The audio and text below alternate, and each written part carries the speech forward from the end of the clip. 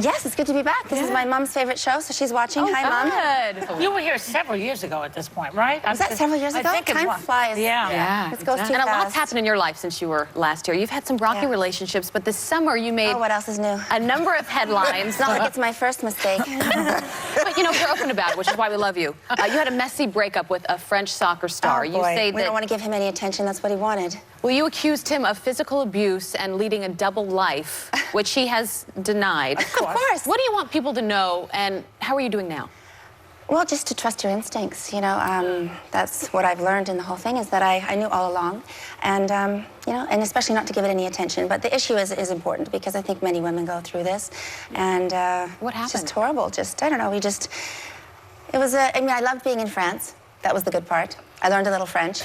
And now I'm home. I'm back in Vancouver Island, which is my home. That's why the world is round, right? We always end up where we come from, and it's nice to be able to be in Ladysmith and be in the position I'm in and bring some resources back to my hometown. So it's really exciting, because I was that girl. You know, I watched this crazy documentary last night on, you know, Hot Girls Wanted on Netflix. You know, I was that girl. I was that girl that wanted to get out of that small town, and, you know, and Playboy found me, and I had this incredible career, and somehow I traveled around the world and got home in one piece.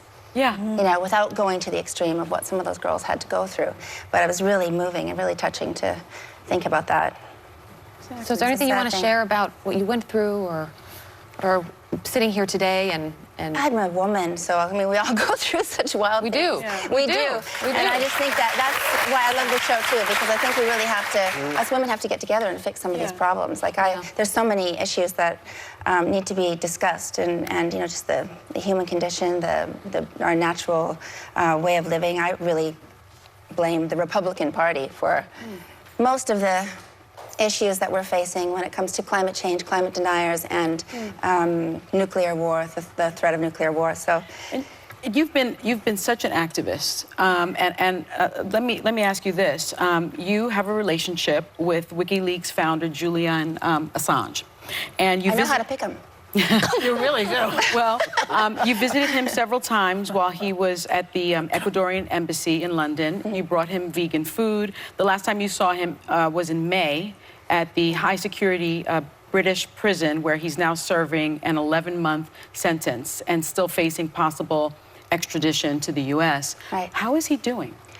Well, not so good. His health has really deteriorated. He's lost about 30 pounds, I think, since I saw him, and he was very thin at that point. He was wearing 2 pairs of sweatpants, trying to be, you know, strong and look good to me, because he always feels like people won't fight for people if they're not resilient, and he is the most resilient person I've ever met.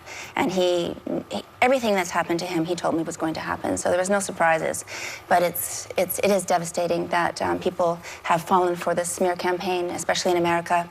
I almost feel like an outsider looking in, looking at how America has embraced all these this propaganda. It's really frustrating, but I just hope that he doesn't get extradited. I don't think he'll make it. I think I don't think you're protected in prison. Look at Epstein. I think there's a lot of danger surrounding his life. Well, let me ask you, I mean, how did you meet him? Was it political? Was it romantic? I know, that's funny. Yeah. Why me? I know. Well, you know, actually, he's really incredible how he just loves to look at people and see different ways of thinking. He was always asking me questions. How do you see the world? What do you think we should do? What can you bring to the table? What is your passion? He was always very passionate and very encouraging of my activism. And I never felt different than anybody else in the room. And there were lawyers and, you know, the Noam Chomskys and the John Pilgers and the people. I never felt any less than anybody else. So he really inspired me a lot. And as an activist? As an activist, and that's why I met him. I wanted to know how to be a more effective activist. And I write a lot of blogs and poetry on my website, and I put his name in one of them, and the first thing he asked me was like, "Why did you write about me?" How does he know? He knows everything. He knows everything that anytime anyone mentions him. He's not stupid. Yeah. No, he knows that. He's an interesting guy. I mean, he's obviously ruffled the feathers of some very powerful people, and powerful people want to keep him quiet. When you were visiting him, he was allegedly kicked out of the Ecuadorian embassy because he was defecating everywhere and creating messes. No, well, that's a smear campaign. That's not true. There was video of things that happened. I mean, I don't. What would you do if you were locked in a room for really quick 6 years? Well, I wouldn't be a cyber terrorist, which he is. He hacked information. His leaks included classified classified documents that put our national security at risk are military. You know who and the put our lives national of security spies at risk and diplomats is the at risk. military. How many people have The military, American government killed innocently, and how many has WikiLeaks So killed? you think the military is putting the government at risk? The military has put many innocent lives at risk. Oh, calm down, sir. I'm actually genuinely There are curious war about your crimes that need to be. relationship with him. Yeah, war crimes need to be punished, and they haven't. The war crimes that he's exposed, no one's done anything about it. But they put him in jail to shut him up. Are you because he talking is about the 210 video of the helicopter fire killing civilians in Iraq? Yeah, well, that's one thing, but there's so many other things that he's exposed, and it's not just America he's exposed. He's exposed Russia. He's exposed all sorts of different countries. That's a controversial area, Russia. A lot of people say that. That, as does the Mueller report, that Assange interfered in the 2016 election by conspiring with Russia by releasing hacked emails, which hurt Hillary Clinton. It's almost like, is he responsible for giving us Trump? I mean, his timing and the way the timing, but you know, Hillary Clinton is responsible for Trump.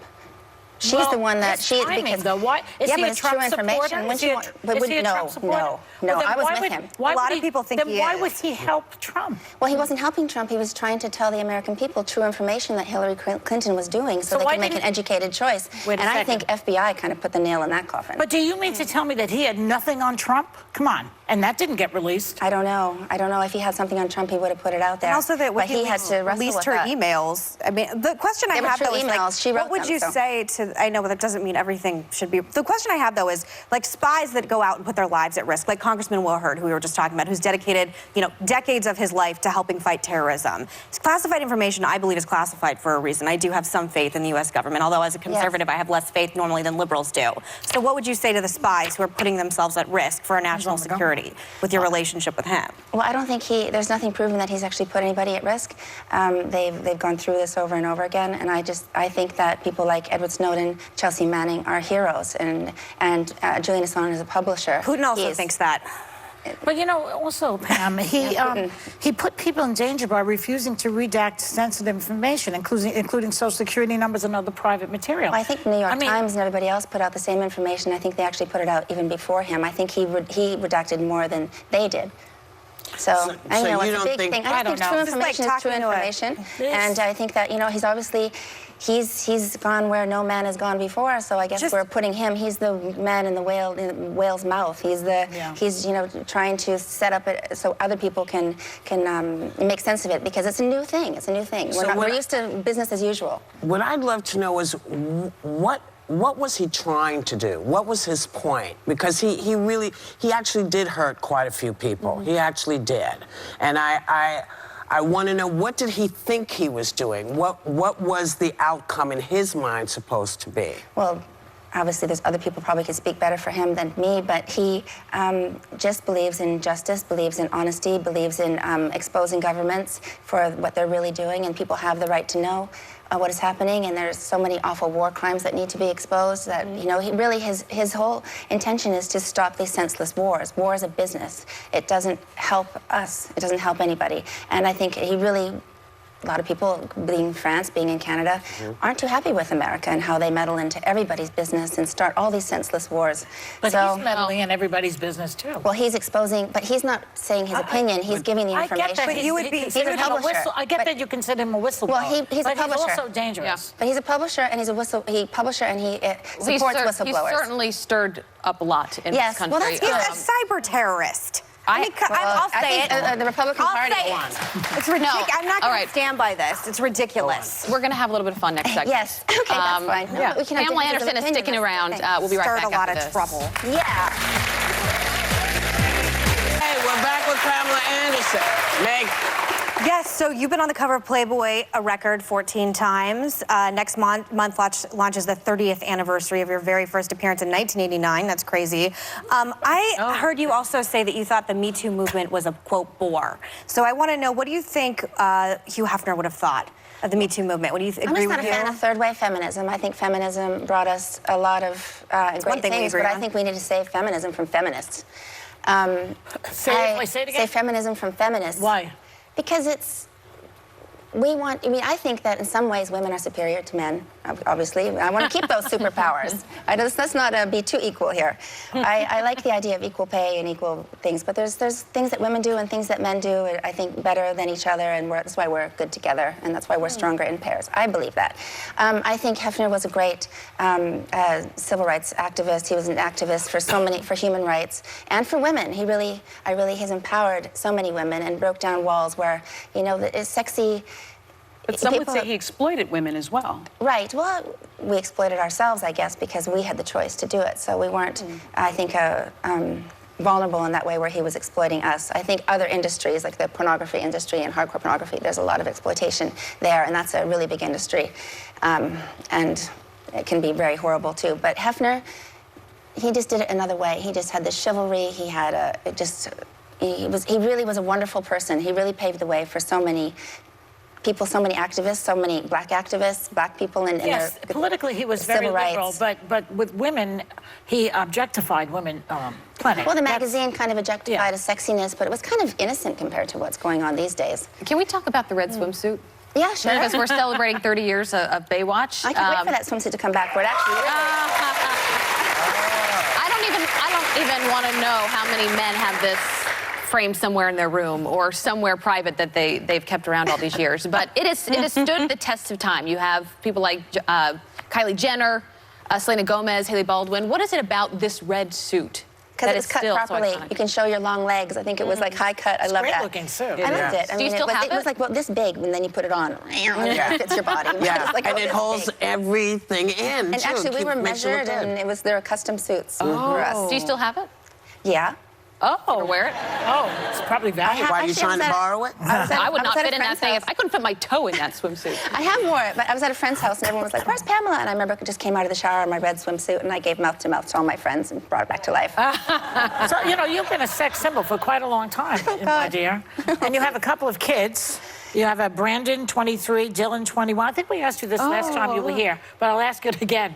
How did they handle all that, stuff Well, I kept them out of the limelight. They went to school in Canada. They went to high school on Vancouver Island, so I think that was Good. They would stay in Canada. Now they're artists. Yeah. Now they've decided to be artists. Brandon's an actor. He's actually shooting a film in New York, so I'll see him tonight. But when they saw your pictures in Playboy, unclothed, whatever, how did they respond to that as kids, little kids? Yeah. Well, they didn't see anything like that probably till high school time, and I was waiting age appropriately to kind of tell them, you don't do these things thinking you're going to horrify your children, but of course it does. And there was a few fist fights at school. Some fights at school. Yeah, some fights at school, but it made them, they've seen every kind of lifestyle. They're just really worldly kids, and they've turned out really great. They're very grounded. I don't know if people have seen Brandon on the Hills. He's like the most grounded person on that show. He is the most. And he's just got a really strong character, and he's a good kid. What advice? Same with Dylan too, of course. What advice do you give them, you've been in the spotlight for so long, as young men, what advice do you give them?